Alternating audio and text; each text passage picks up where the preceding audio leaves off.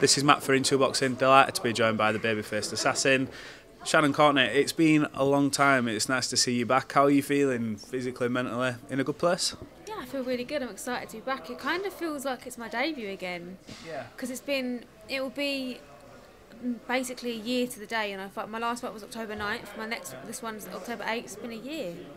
Do you think with that length of time out, this is like almost a new chapter in your career, like a bit of a page turnover? You've had obviously the downs of what happened in Liverpool. You've done a lot of things in between, the SAS, things like that. Is this like a fresh start for you? Does it feel like that? 100%. I'm personally a different person.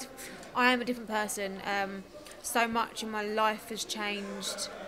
And yeah, I kind of feel like, as cringe as it sounds, Shannon 2.0. So it's nice. I'm so excited to be back. Just coming away from the boxing ever so slightly, obviously the SAS that's just gone on, we got to see, I'd say, a new side to you, but the public got exposed to Shannon Courtenay, more of the person, rather than baby-faced assassin who rocks up to fight week. We got to see you. How did that feel? Did you sort of feel a bit vulnerable in that moment? Because obviously it goes to a worldwide audience and you have to basically they go quite deep mentally and talk to you about things that maybe you don't want to talk about. What was that experience like? That's half the reason I did the show, to be honest. Like, you're going, oh, we got to see the new me. It's not the new me, you got to see me. Yeah. All you guys get to really see is me on fight week when, you know, you're aggy, you're making weight, you're ready to fight, so you're not really yourself. Matching, we've done a very good job of making me come across like a different person, if I'm honest. And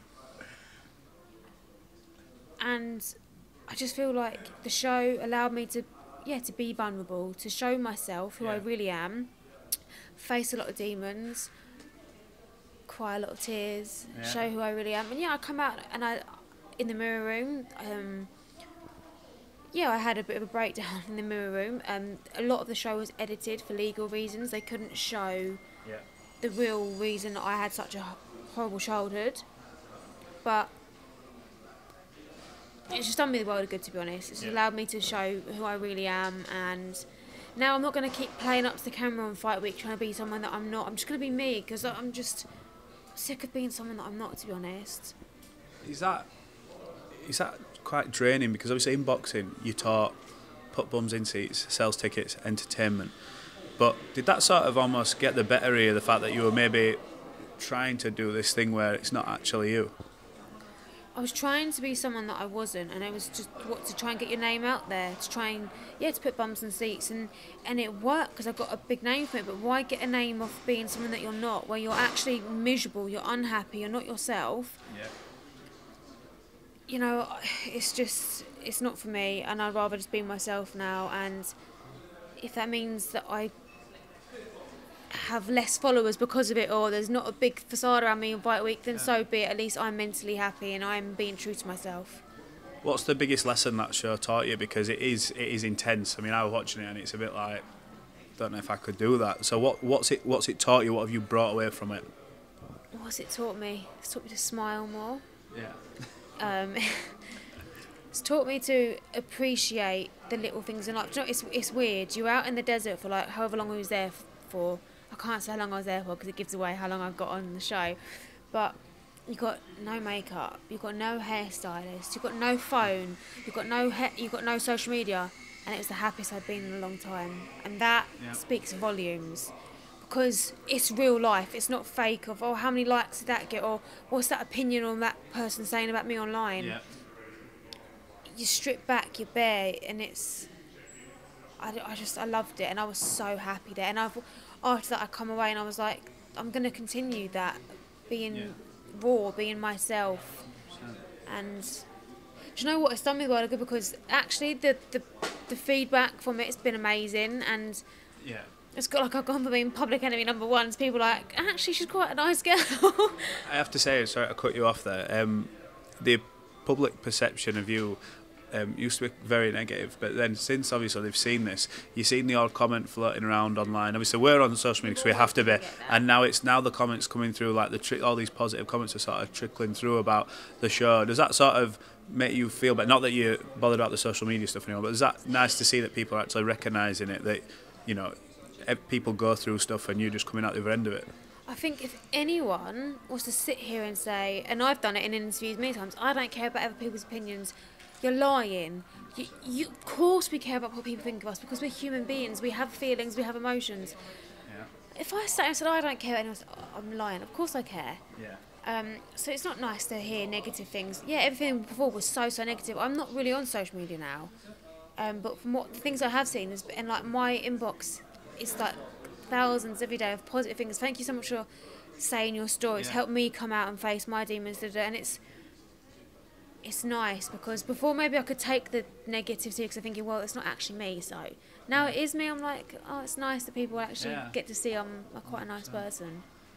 Have you found over the last couple of years that your circle has maybe got smaller and that your friends that you have with you are just like close friends? Because we see it a lot when everyone's riding high, winning, everyone loves it, and then you take a defeat, you suffer not just a loss inside the ring, but maybe outside the ring mentally. Have you found sort of, not snakes in your grass, but that you've been able to weed through who are the real ones who'll stick by you through the thick and thin? Do you know what? I'd rather have nothing with genuine love around me than have everything and have fake people around me. And I learnt that. When I won the world title, my phone didn't stop ringing. Everyone was my best friend. I was invited to every party you could imagine, every celebrity party. Yeah, come here, come here. And it was all fake, and I was living a lie. Then you lose your world title, and that's when you see who's really your friends. And do you know what? I've got a lot of friends, but I've got hello. Sorry, I'm gonna do. Nah, you're alright. I've got like a lot of friends that I can pick up the phone to and chat to and whatever else. But I've got 5 genuine friends, my little girl gang, and for the rest of my life, that's who I will always be with now. When, God willing, I win my world title back, they're the people I want in the ring with me afterwards. Not all these fake people that, oh, because they've got 5 million followers, yeah, get them in. No. Good. Have your core values about you, and my friends and my family, and that's all I ever will need now in life.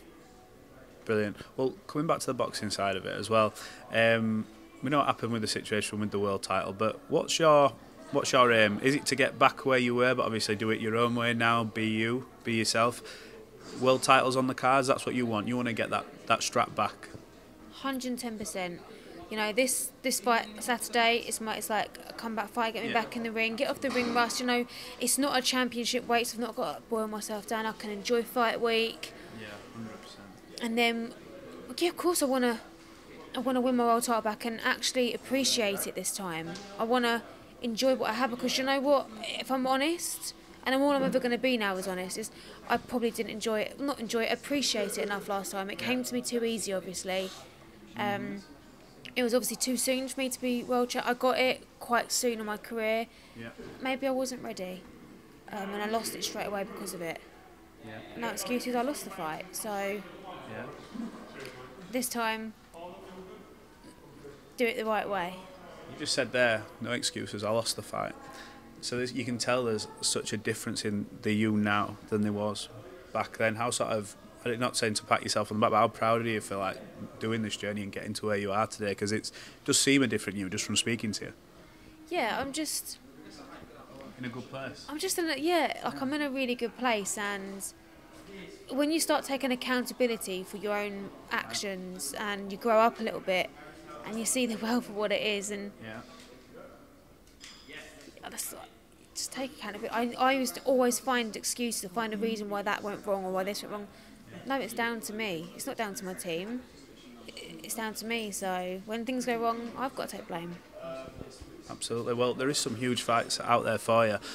I'm going to just say this to you. So in Vegas, I had a sit down with Ebanie, and I said to her, because she's fighting Shannon Courtenay, and there's a genuine needle there. They cannot stand each other. And I asked her the question, and I said, so out of the 2 Shannons, which do you prefer? And her response was, I would wine and dine and take Shannon Courtenay out every day of the week in comparison. How surprising are you to hear that from someone who's obviously, you had that bit of back and forth? It was great for boxing, but does that surprise you a little bit? Do you know what? I have no hard feelings. I know she, for some reason, has like this thing against me. It is what it is. it built a great rivalry. It was a great fight. So she would rather take you out for dinner though and treat you rather than speak to that. Let's go. I'll book us a table. Amazonico, darling. Let's go. Oh God, I'd pay to see that. That'd be hilarious. Could you imagine the most awkward dinner ever? I think it'd be different now. Not as much. I think there'd still be that competitive thing there, but I think deep down, obviously, you both have that sort of respect for each other. Would you agree? There's no denying that whether I like the way she built the fight up or anything like that, and we had our disagreements in the way up, we had a great fight. I had 10 fantastic rounds with that girl, and she brought it to me and I brought it to her, and it was a war. So you're always going to have that respect for someone, of course. Yeah. Do you want to run that fight back at some point? 100%. It was a great fight. But the way you've got to look at it is when I first won when I won that fight, she wanted the rematch and she was calling for the rematch, and I was an arrogant, cocky, ignorant idiot, and I was like, what's she got to offer me? She's not got a world title, I've got a world title. Look how times have changed. She's now got the world title and I don't, so it's down to her now. Okay, I won the first fight, but I can't sit here and scream and shout and say I want the fight when what have I got to offer the girl at the moment? Nothing. So I've got to get my world title back, and hopefully she keeps hers, and then big unification. Yeah, that's a mega fight. Look, won't keep you too much longer, because I know we've got this workout to do, but you've got a message for all your fans, genuine supporters, ones who've been with you through thick and thin, whether it's just the 5 people you mentioned. Have you got a message for them before we start? Just a massive thank you to everyone that is, supporting me, showing me love. I've had a bit of a crazy journey, and now I can actually start to be myself, and I'm going to start enjoying it. Before I took all of it for granted. Some people would give their right arm to be in this position. So, and also a massive shout out to my sponsors as well: Into Boxing, OLB Building, Power Day, Lords, Fuse Gold, my little girl gang, my friends and family. Just thank you to everyone that's supported me and looked after me. Well, Shannon 2.0, I appreciate you talking to Into Boxing.